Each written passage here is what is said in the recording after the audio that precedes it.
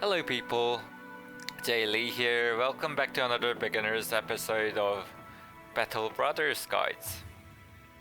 So today's guide will be about Nimble tanks.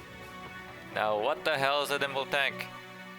Nimble tank is a tank that takes Nimble? Yes.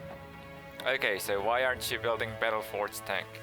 Because I couldn't find good tier recruits that I can build into Battleforge tanks. Actually, Nimble tank, is very good for a bear for Gladiator's Origin, as he gets that scaling from taking damage and he takes less damage as you take damage. And more HP you have, basically you will trigger that fast and he'll take more hits. Also, it pretty much works really well with any brothers who doesn't have S tier skills. So he only has something like good defense and HP and maybe lacks in fatigue or resolve.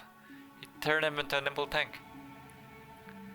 That doesn't really mean that you shouldn't turn your S tier bro into Nimble tanks, because they are more useful in some situations.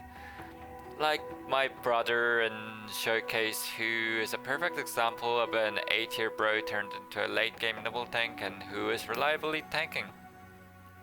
I did actually make a lot of mistake with that build because he didn't take Indomitable, which made him a bit more less reliable. And he took Relentless, which is a bit worse. I'll take other perks over it. So Nimble tank basically requires less stats than Battleforge tank because he really needs a lot of stats. So let's start with the melee defense. He needs a high melee defense. And he also needs a high fatigue, because these armors are heavy. Resolve, you need a lot of resolve to basically pass any hexen checks or any morale penalty checks from getting surrounded. And reasonable enough health to actually survive those 5% hits that he takes. Nimble tank, slightly less difficulty. So perfect Nimble tank, you need health, melee defense and resolve. And with the leftovers, you just take some fatigue and initiative to get to the point where you have enough. So you'll aim for something like 110 initiative and 80-ish usable fatigue after wearing an armor. Rest of the stats, put into health, defense and resolve. For normal late game tanks, run something like 130 resolve. Crazy, right? But you need it to constantly pass something like charm, surround penalty. And if you're going for a variation of banner tank, something like 140. This is gonna prevent your allies from suffering any moral penalties. And this build is really flexible. You can pretty much branch out between bannerman, pure tanker, and more branches coming out of those variations as well. Pure tanker, it's pretty much reliable against most enemies except for the ones with cleaver. Bleeding really hurts these guys if it goes through. And if you get something like minus initiative injuries as well as something like minus melee defense injuries, well, minus melee defense injuries are also bad for Battleforce, but Nimble guys actually are easier to get those injuries because their health gets taken off rather than their armor. And Nimble tankers do better than Battleforce tanks against enemies with high armor penetration like Chosen and Orcs, but they will do worse against sand throwing people of the south. Those sand is so OP. So basically just watch out for cleavers and sand throwers. But to be honest, they actually can tank pretty well against sand throwing people as well. I mean southerners. You get some limits on perk choices, but you can be pretty flexible with something like Gifted and Fortified Mind depending on how good your stats are. And you can take some utility perks or even survival perks like Resilient to increase the chance of survival against any bleeders. So if you want to actually build a pure tank or emergency tank, you'll probably want to take rotate for emergency tank, and for pure tank you probably won't need rotation. but you'll have no way out, so you might want to take something like a smoke bomb. So Bannerman, however, will be more of a support role with a utility, and it's for people who don't really want to take any banner, like pure banners taking up your slot, so you turn him into a banner tank so he can tank and banner depending on the fight he's on. And stat requirements will be slightly higher for resolve, and he'll have slightly less defense capabilities because of the perks he's taking, but he will have more versatility and utility. So rotation, take it or not. Probably take it if the brother is not gonna make it into late game.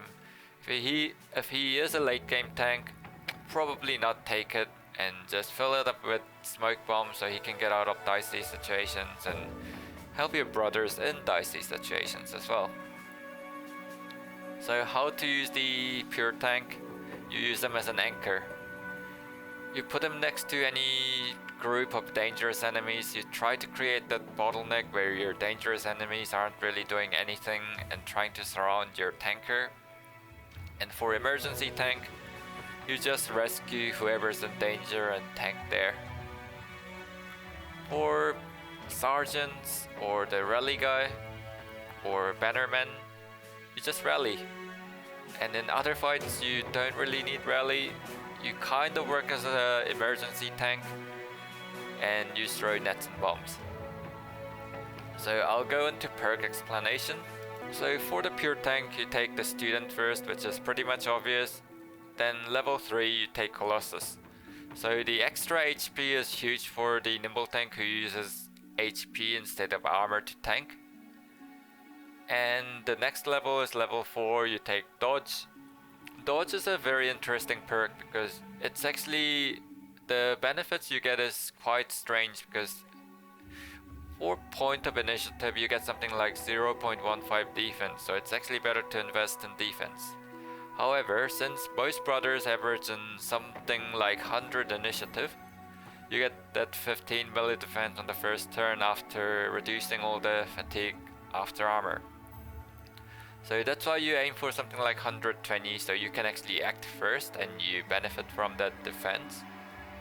But you don't really need too much initiative for this build, so Relentless is not really useful for this Nimble tank, as you only need to act first in the first turn of the fight and maybe second and third.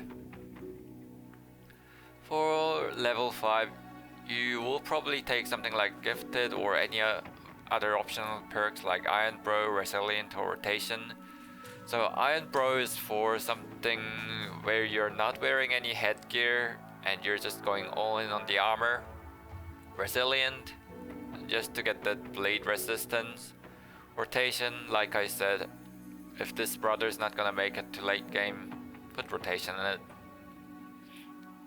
And Underdog is for level 6, pretty obvious because you're gonna get surrounded and you're gonna get hit a lot. Level 7 Nimble, well, he's a Nimble tank.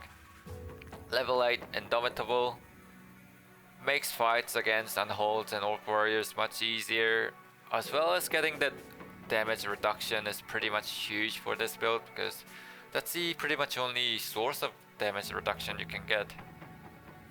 And level 9 Recover is pretty much obvious because you want shield wall and or Indomitable up pretty much all the time. Level 10 Shield Mastery, you can pretty much get it earlier as well, maybe level 5. But yeah, the perk itself is pretty self-explanatory. And level 11 Bags and Belts, it just increases utility and removes that fatigue penalty for your shield in your bag. And Fortified Mind is pretty much obvious as well. Fortified Mind, sorry for the typo and horrible joke, but it increases your resolve, you need resolve. And you're aiming for maximum health, maximum melee defense, maximum resolve, and 120-ish initiative, and 70 plus fatigue after armor. For the banner guy, you go for student, pretty much obvious, Colossus, Fortified Mind first, because you want that rally as soon as possible at level 5, and go for Underdog, Nimble, Dodge, recover, shield mastery, bags and belts, and perks of your choice. So quick hands to increase that utility, resilient, bleed, resistance, rotation, if this brother is gonna die and you're gonna hire a new bannerman. And yeah, he wants 140 resolve, that's probably the most important stat, maybe after melee defense, or depending on your situation, it is the most important stat. So what kind of gear are you gonna take? So I'm gonna go back into my bro and show you what gear he's actually using. So he is using pretty much assassin's gear, which just goes to 15, so it's just convenient.